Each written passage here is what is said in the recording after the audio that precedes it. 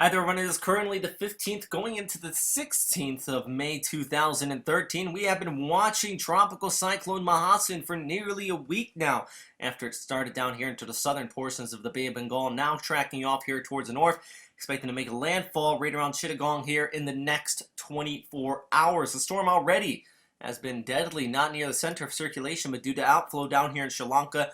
8 deaths have been reported also off the east coast of Burma, or excuse me, the west coast of Burma here, due to evacuations and some high waves from the storm here about 48 hours ago now.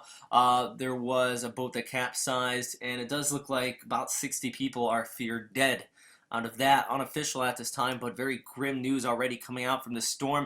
And now as it pushes closer and closer to the coast, these low-lying areas, and definitely the poor infrastructure in the area, is going to be resulting in the risk of a very dangerous storm, even though, and well, compared to other places, if we have this intensity of a storm, it is just, well, the equivalent of a weak tropical storm, becoming a stronger tropical storm at this time.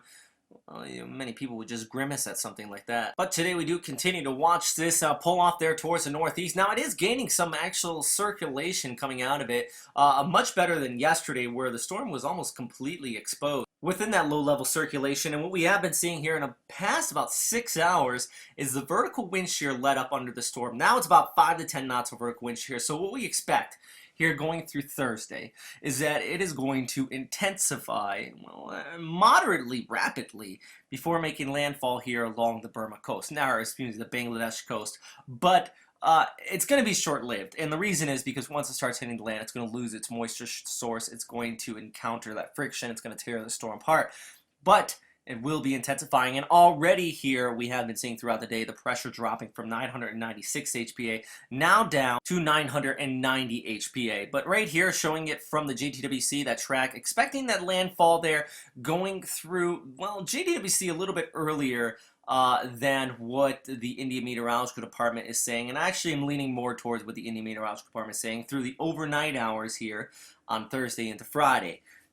Winds possibly at landfall could be gusting up to around 100 kilometers per hour. In our trustworthy European model, which really has been calling this storm quite decently over the past several days, they're expecting that landfall. Actually, this is at Thursday at 18 UTC, just towards the southeast of Chittagong here.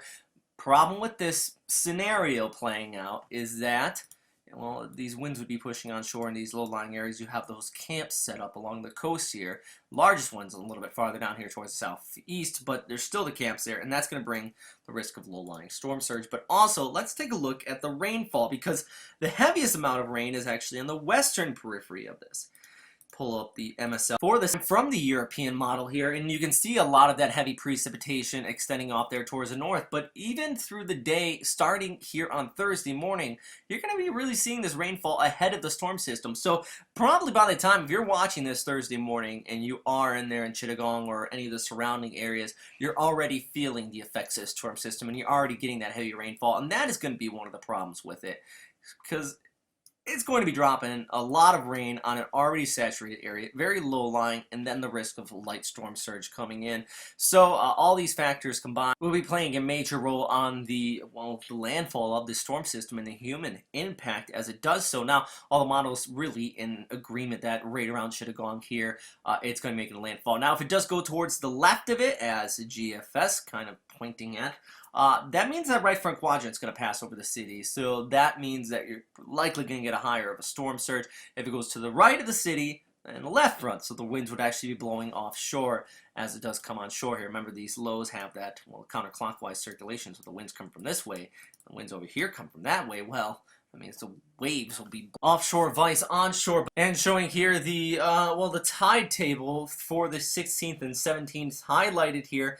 And what we can see is that as that storm makes landfall here, which is going to be through the overnight hours, but right around midnight, well, thankfully, it's going to be actually a low tide here. A high tide coming in around 6 a.m. This is about 18 universal time. So the tide's going to be down, and that's going to play a major factor into this, because if we did have this high tide, it would definitely be much, much more dangerous. That would be very, very dangerous. And actually, just showing from the GFS model run here, it takes it to the left of the city here and also puts a lot of these winds on shore in these coastal regions. So, and also even intensifies it a little bit more so because it indicates a lack of vertical wind shear, but it grabs that upper level trough farther off there towards the north, which is pulling it on the northerly projection and increases the outflow. And all in all, GFS really just keeps it a stronger storm and farther there towards the west. My thoughts, I do think that the landfall here right around Chittagong, possibly just towards the left of it, is very likely. If anything, the heaviest rainfall is going to be out here, but right in here, I do expect that landfall.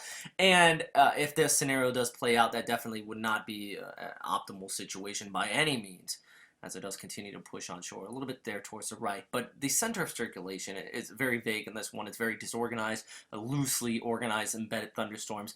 You really just have to look at the overall flow coming around this, and some of these storms very well could even produce some tornadoes as they come on shore, which obviously would make the winds much, much higher. But that is all for right now, everybody. Tomorrow at 03 Universal Time, I plan on putting out a Western Pacific weather update on this. I think that'll be right around 9 a.m. Bangladesh time. For me here in Japan, it's about noon. And please do check out the Tropical Information Center, though. We actually continue to update the damage and casualties. Unfortunately, out of the 100 people, only 42 have been found there in that boat capsized, and also the 8 deaths.